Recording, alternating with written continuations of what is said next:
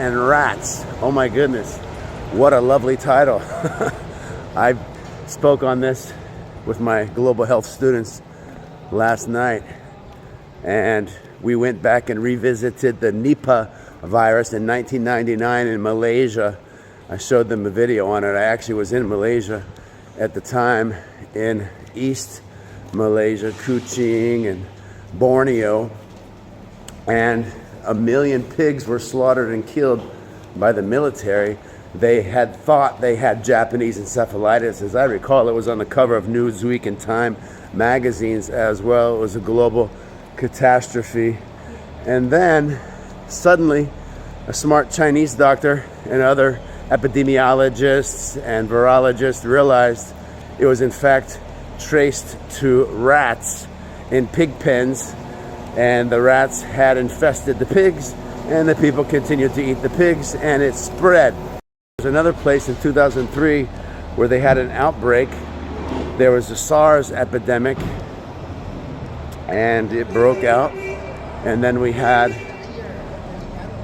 a situation in which the animals, wild animals, were being mixed with livestock that people typically eat in poultry, and it spread, and that was an issue. But then pigs in Africa, I think it was around 2003, 2004, Ebola broke out in Africa, and we watched a video about that last night, and the kids saw a bunch of bats in a hollowed out tree in which they were living, and the children lit the tree on fire and took a spear and killed some of these bats and ate them, as I witnessed children in Mozambique eating mice from the cornfields who were very poor.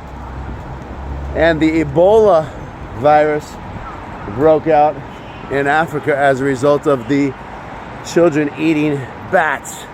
So bats and rats typically infest pig and swine or livestock animals kept in cramped quarters. And when they are in a place as it was in Nipah, Malaysia, this one village that was adjacent to the environment where the topography was such that there was limestone cliffs, and it was near the area in which bats did live. Bats and rats and the farming of animals provide a collision course of different bacteria and viral infections and opportunities for species to intersect and spread disease.